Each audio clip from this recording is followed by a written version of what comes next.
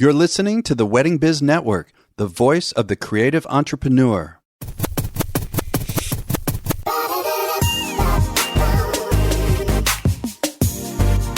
Hey everyone, it's Andy Kushner with the Wedding Biz, in which I conduct in-depth and revealing interviews of icons and those who I feel are the next generation icons of the weddings and event industry.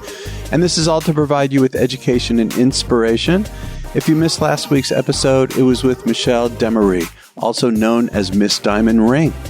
Today's guest is Jean-Pierre Uys from Jean-Pierre Uys Photography, an acclaimed wedding photographer, artist, and creative explorer based out of New York City. His images have been published in over 70 local and international magazines, and he helped publish 2 hardcover wedding books. He's received numerous awards and accolades, including a Framed Awards nomination as one of the 10 best wedding photographers in the world, Junebug Weddings Best of the Best Wedding Images Around the World, Sony Profit Africa Gold Award Wedding Category, Cape Weddings Photo of the Year, and has been Nikon Camera's South African brand ambassador. I wanted to interview Jean-Pierre ever since Colin Cowie mentioned working with him. Enjoy this conversation with Jean-Pierre Uys. Jean-Pierre, it's so good to have you on the show. Thanks for doing the Wedding Biz. Oh, it's fantastic. I'm excited to be part of it, Andy. Yeah. So, I love how your bio on the website starts, which is, quote, "I have always been driven by my love for beauty and my passion for life's important moments," unquote. Was there anything, Jean-Pierre, in your childhood that indicated you'd be a photographer later? It's a good question. I always was fascinated with visuals, but never stills. I was more into sort of video, and I wanted to probably my dream was to be a director, to make films. And so my dad had a video camera, and we used to just make home movies and play around. So that was kind of my first intro or desire as a younger man. Did you go to school for photography? I did a very short course. So when I turned 21, my mom bought me a camera. And my brother had a camera already, so it was film cameras. And there was this gentleman who did a short course, and he's a very practical guy. So during the course, he would say, you can make money this way, and there's easy ways to do it. And so, the course got me started. We did this first golf day where you phone up a nonprofit, and they have a golf day, and you go and you say, listen, I'll take pictures of the 4 balls and I'll donate some of the money, and we sell it afterwards, and whoever buys. There's no requirement from them. And they were happy, and we did it, and we made some money, and that was the start of it. Oh, really? And so did you go full time right away? I was still studying. I was busy with drama. I was studying drama. That was the start of that. And then I also I did some film school. But then I came across a photographer. So I'm from South Africa, just so the viewers know that this was still in South Africa.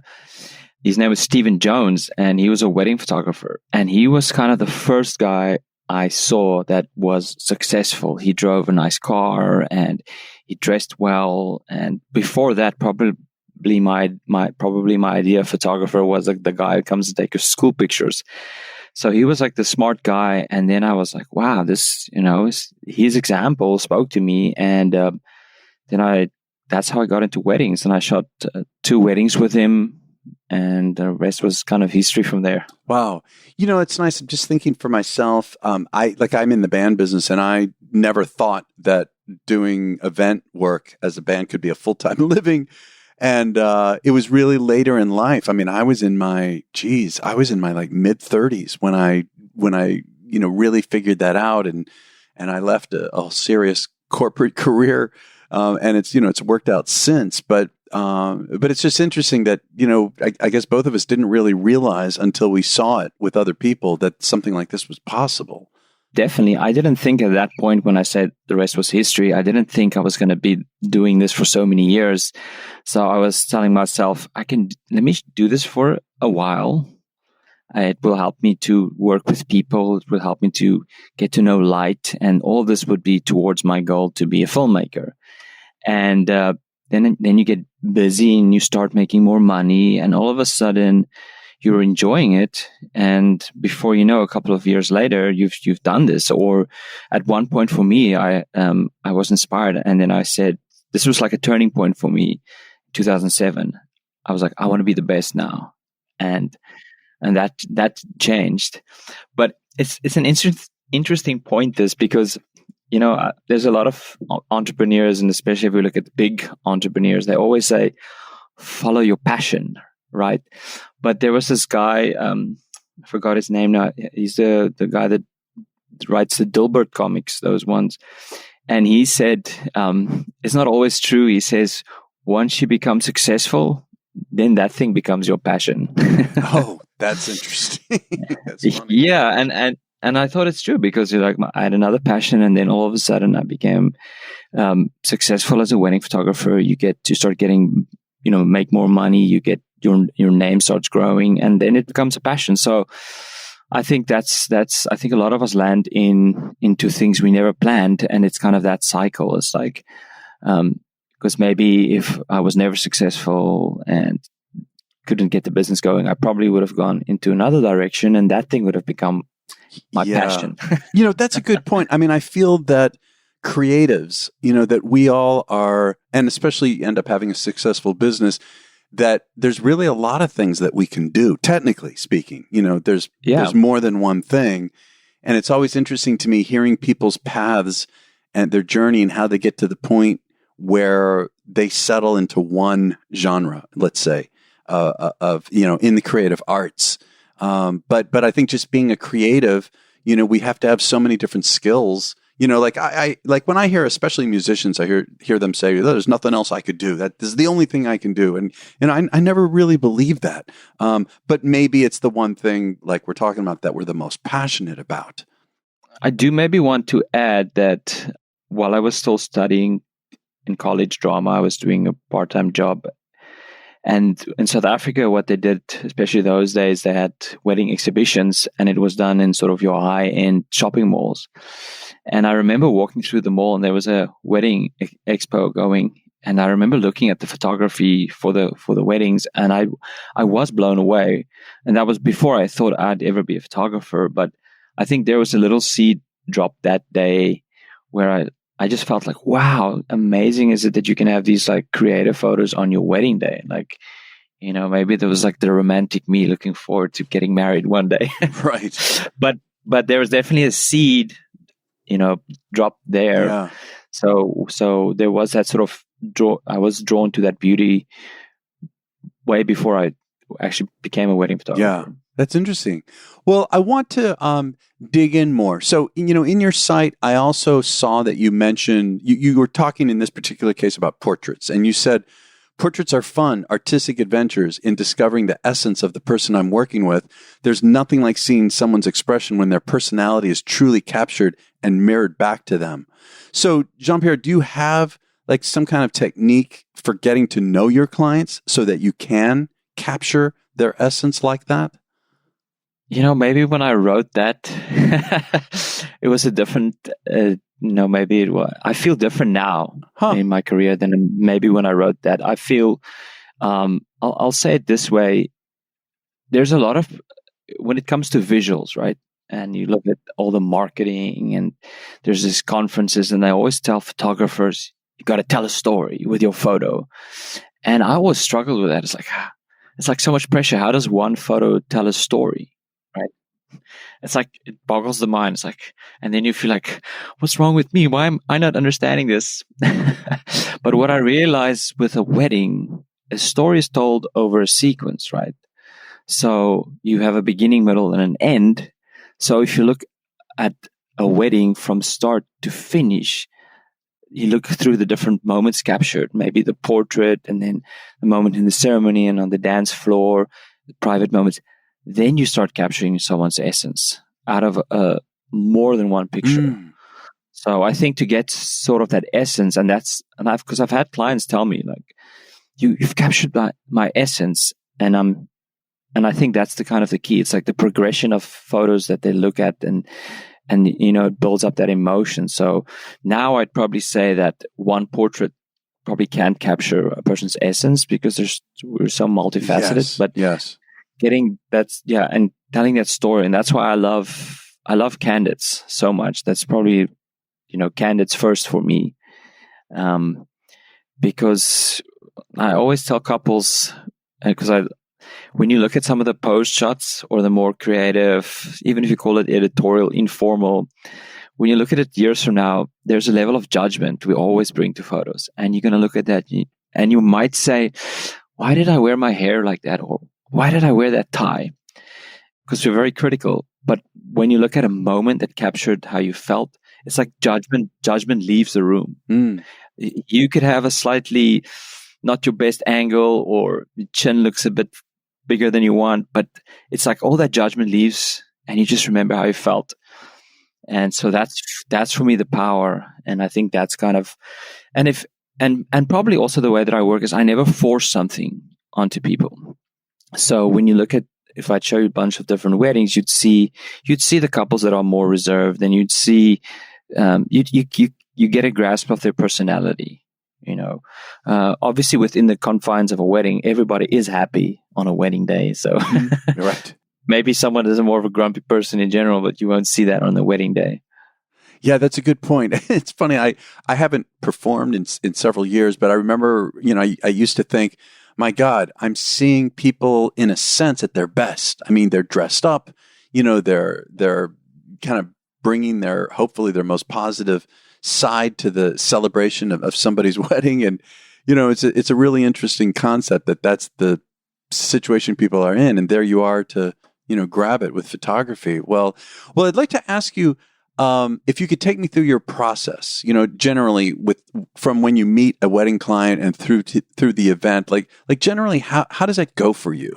So what I like to do is when I get an inquiry, and this is not, say, through a planner, then I immediately respond and I say, let's jump on a phone call, because I first want to listen to them and I want to hear about their dream day. And I think they really appreciate that. And then obviously once we start talking and I feel that we're a good fit, then the process goes on to maybe a second meeting. And then where I listen a bit more closely about what exactly they want. And I listen very closely to how they describe it. Like, let's say like these natural moments. Some people might say a natural moment. Someone might say candidates. We used to call it in South Africa and UK a lot more photojournalism. So I listen to how they describe it. And when I then send back my recommendation for the package, and then I would use that same sort of language. It's like a very good way. And then they feel like, oh, wow, he really gets us, right? And I'm not being fake. I'm just using different language that makes the communication, or I'm mirroring back their language that makes the communication better. And so, yeah, once it's booked, then typically I might do a location scout if it's a venue that I don't know. So then I'll get the timeline for the day and kind of make sure that there's enough time for photography, and I feel good about it.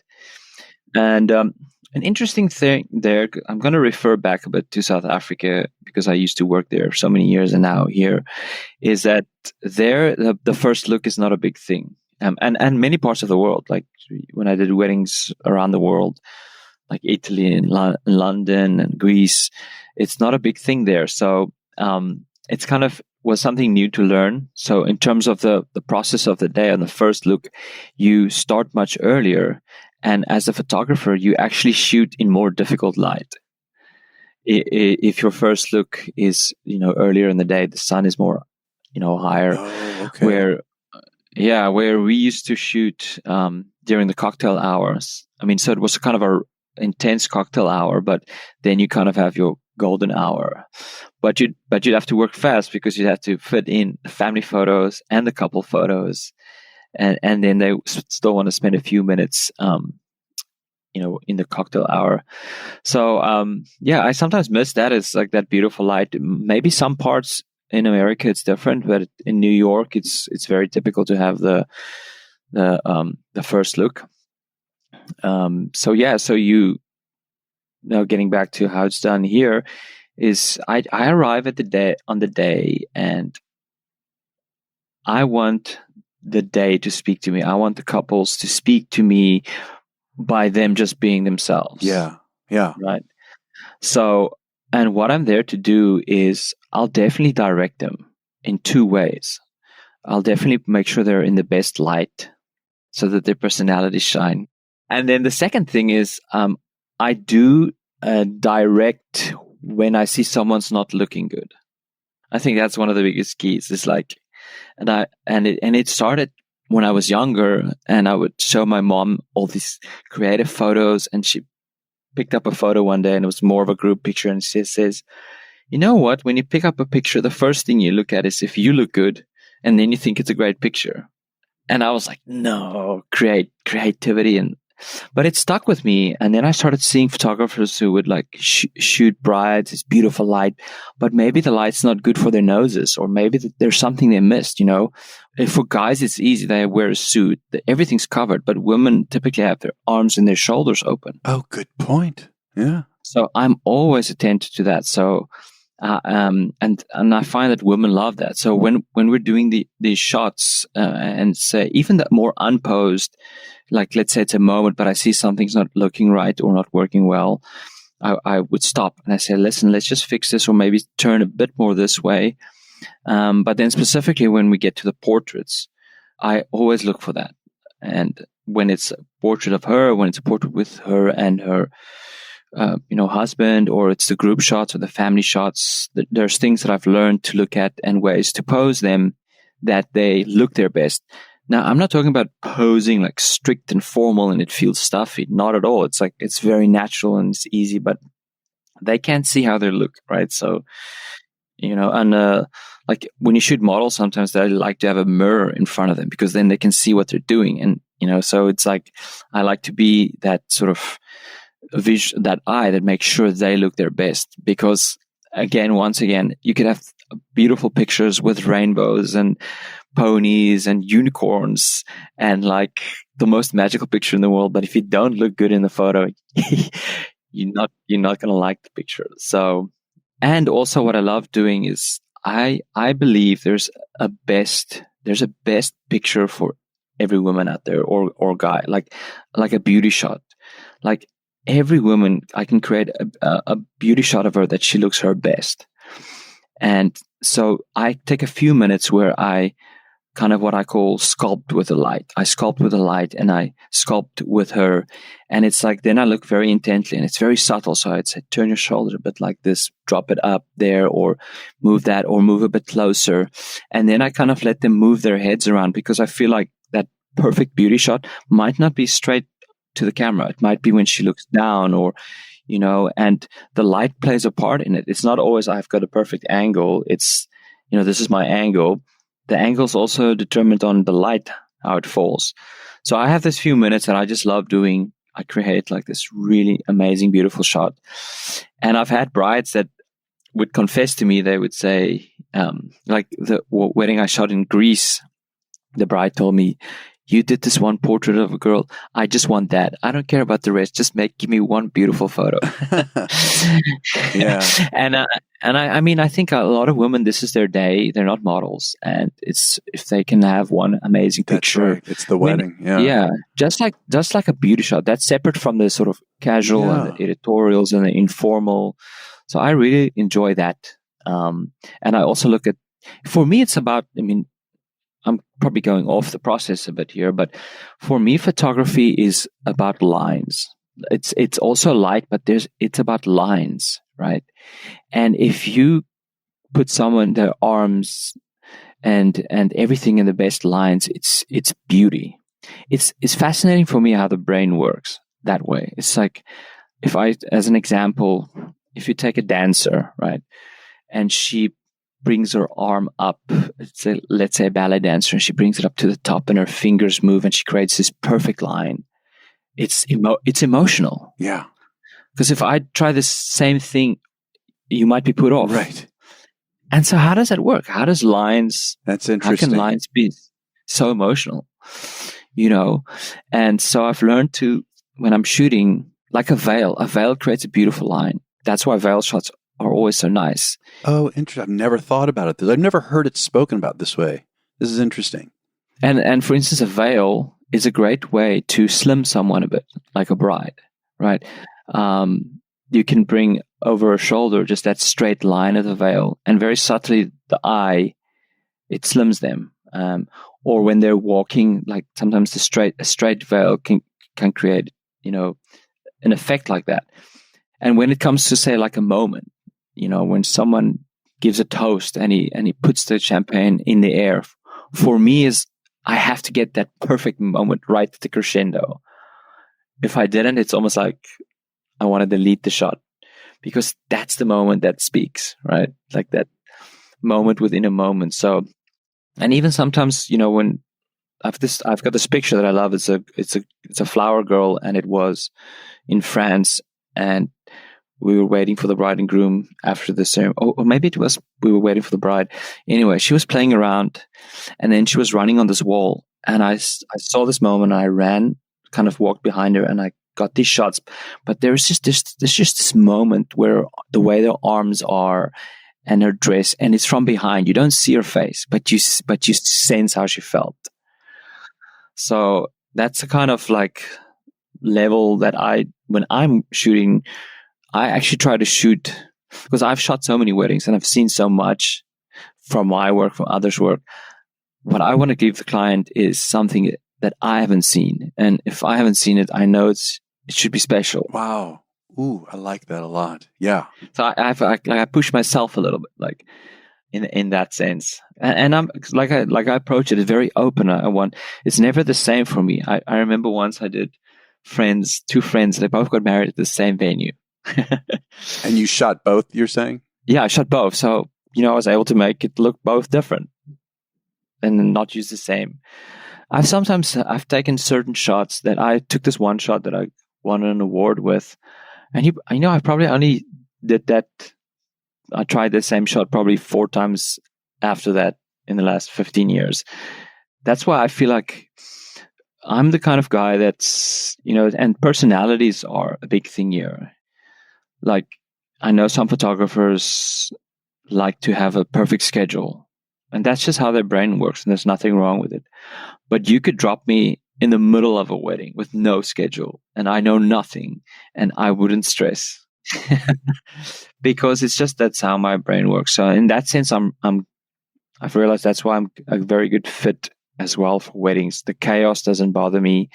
I can work within and capture within the chaos. Oh God, that sounds like a good title. I want to make sure that you're aware of 2 other shows that are on the Wedding Biz Network. First, The Business of Being Creative, hosted by founder and president of The Business of Being Creative, Sean Lowe. Sean's consulting firm is focused on providing practical advice to those in the business of being creative. Tune in every Tuesday to hear a new episode chock full of topics and advice for creative businesses. Also, check out the 2 seasons of Stop and Smell the Roses, hosted by the one and only lifestyle and event design expert, Preston Bailey. Preston speaks with such an honest voice. I know you're going to thoroughly enjoy hearing him on this unique platform.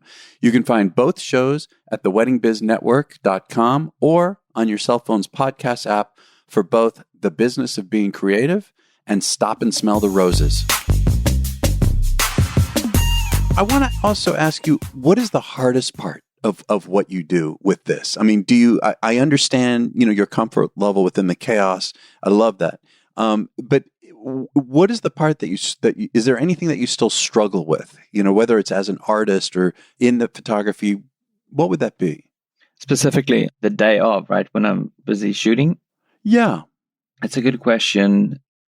Timing. Sometimes timing, like I know what I'm capable of, right? And let's say we plan something. There's a schedule, and let's say the schedule goes so bad that instead of 10 minutes or 15 or 20 minutes, I have 2 minutes. I'll bet that happens fairly often. And then I have to create a portrait or something, and I don't even have time to walk to where I planned or saw the best light. And I have to shoot this, and then I feel that is hard for me, because then I feel like I can't present what I'm really capable of, Sure. because I was restricted. I sometimes joke about this because, and I love makeup artists and hairdressers because without you guys, it wouldn't work. But sometimes, let me just say, some of them sometimes forget the timing. And if they run a bit late, right? So then I want to joke with them and I say, like, imagine you only had 5 minutes to do hair and makeup. Right. How great would that look? Right. Put it right back to them. Yeah. But so yeah, I think that's the thing. Is that's sometimes a frustration because I had this one, this one wedding. I flew to Florence, right? I flew to Italy, and we're in this beautiful Basilica church, and it runs late, and the next wedding's already knocking on the door, and then I have there's this beautiful room in the back, and here I have a minute, 2 minutes, Mm-hmm. and I remember feeling like I told myself, I feel like I want to throw up because I came all this way. Oh, right. And you're in this beautiful environment. Yeah. And now I got 1 minute. Oh, geez. But then, I think that's where experience and skill comes in. You just focus, and it's still one of my favorite shots. Isn't that interesting? Right. Yeah. So yeah. But timing thing I think is sometimes hard. Also, Jean-Pierre, I wonder about the business aspect of this. I really like to get into this with a lot of people, a lot of creatives in the business, because it's they say it's like a different part of the brain. And I, for one, am an example of someone who, in the beginning, I did enjoy the business. And then I went through a period where I just only want to be creative, which we can't do, right? We've got to earn a living. We've got to be organized and disciplined and handle client calls and bookings and having assistants. And how do you look at the business aspect of your creative career?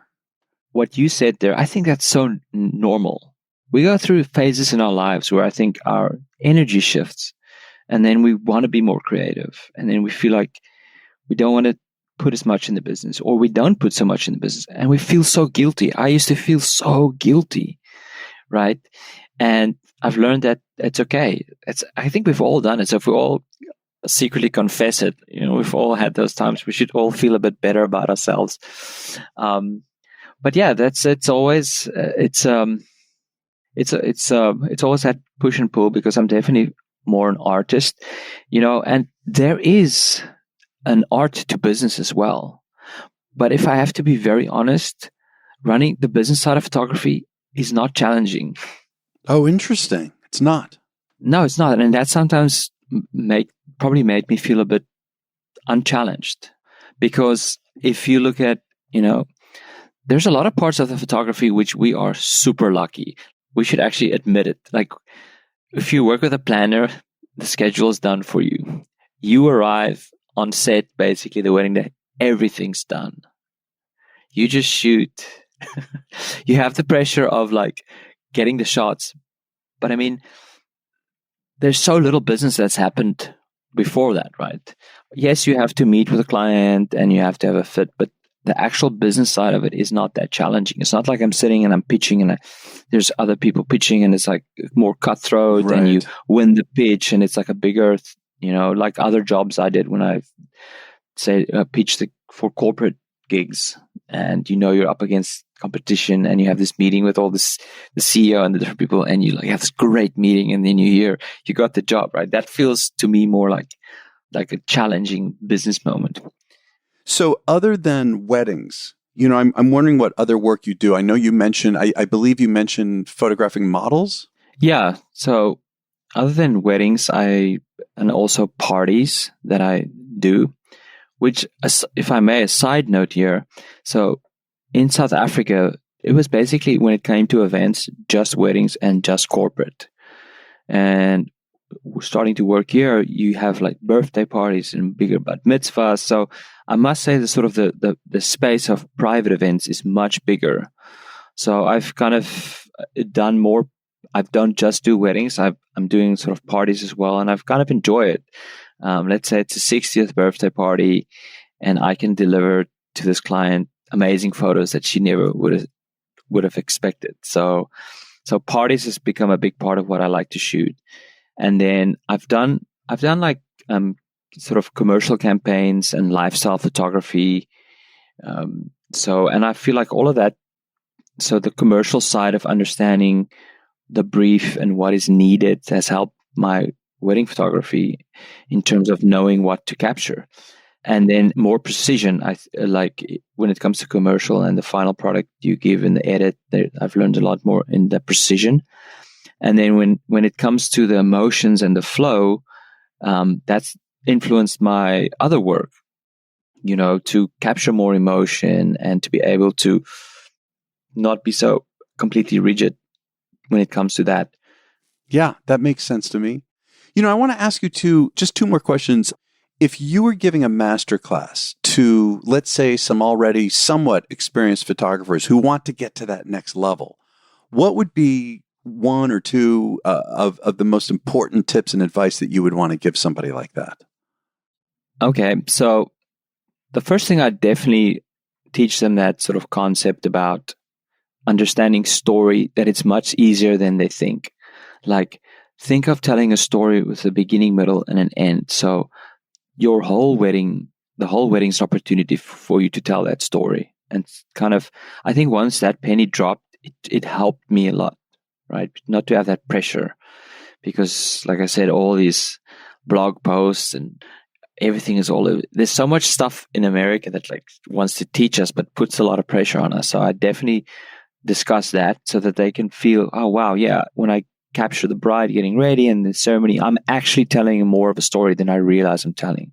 So I definitely would like to talk about that. And then going deeper in, I'd probably explain a bit more what you should look at and what you should be aware of to tell the story in the best way possible.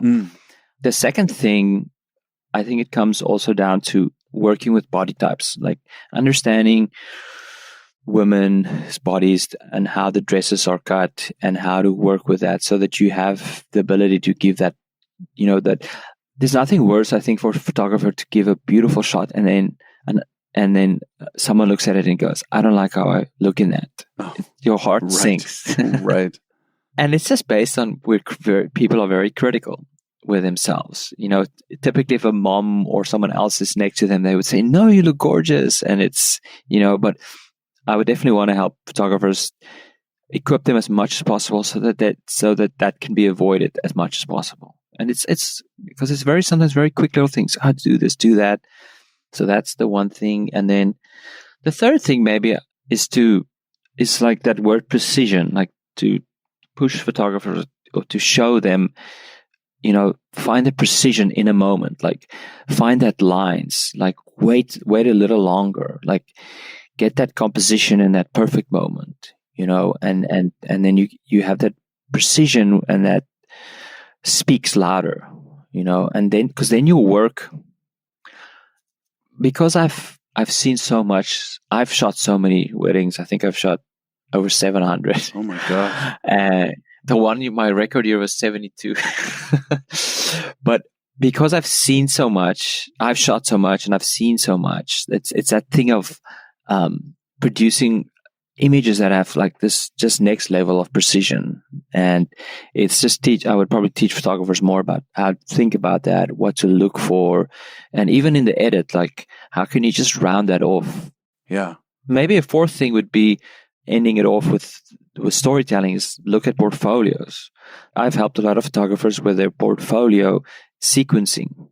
And then I would get like say number 10 or 20, or say this should go to the front, this should go to the front. Oh, this is an interesting point. I haven't heard this either. Sequencing, yeah, that makes sense. Getting a sequencing and say this is a beauty. Sometimes people don't realize the beauty they've actually captured.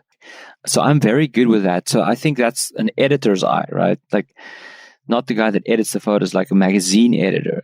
That's probably how I approach a wedding. It's like with this editor eye, I've got to have this few precision photos that captures everything, right?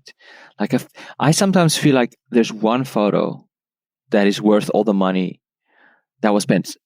Like it's almost, the photo is so good, it's actually that one photo is almost worth it all, because it's captured with so much intent and timing and precision, and then the final delivery of it is so important, of like how you just finish off this picture. So it's about spotting beauty where it might be overlooked. I think that's a big part of probably of my life, is I've always seen beauty where people have turned away. And that's why I like to make people look, especially women, look really good in their portraits. Because it's funny in the world we live, like you look at what people post, and a lot of times it's just the prettiest brides or a style shoot, and so we are in life, sometimes we overlook average, but there's beauty if you look for it. Right. Yeah. And that seems like your ultimate job really is to find that and capture it. Yeah. Sometimes the most amazing weddings it's almost too easy.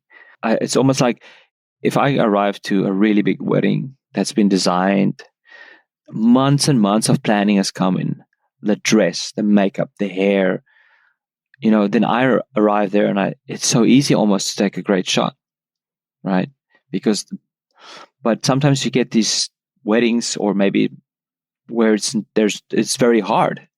And then, like, if the photographer can then take that and make something beautiful, like that's a challenge, and maybe encouragement I want to give photographers out there. It's like you see all these Instagram and Pinterest, and you see these big weddings, and you look at your work, and I think a lot of photographers feel I'm not good, but I can bet you if you took the same picture you took and just put a bigger cake in with more flowers behind, and the bride had a more couture dress, it would look just the same. So in terms of the actual skill, you are there, you are doing it, and so we shouldn't always forget that the most beautiful location, the most beautiful design, it really feels intimidating, I think, for a lot of photographers.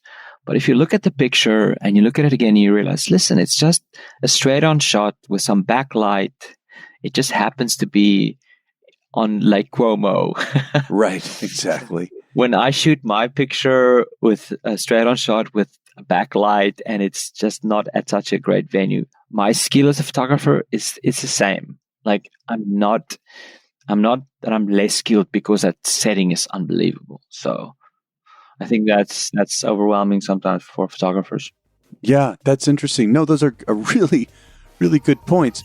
Well, Jean-Pierre, this has been really nice. You brought up some comments that I hadn't really heard. So I really enjoyed this. So thank you so much for doing this. I really appreciate it. It's a pleasure.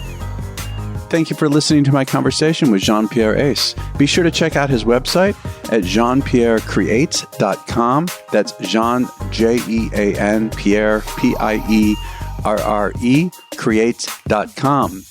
On social media, his Instagram handle is Jean-Pierre Creates, and on Facebook, it's Jean-Pierre-Ace, which is spelled UYS-photography. You can get all of this in the show notes at our website of theweddingbiz.com or at the cell phone podcast app that you use for your podcasts. And be sure to share this podcast with people who you think would really enjoy it. Not only the podcast, but today's interview. That would really help people like you find it. And we'll catch you next week on The Wedding Biz.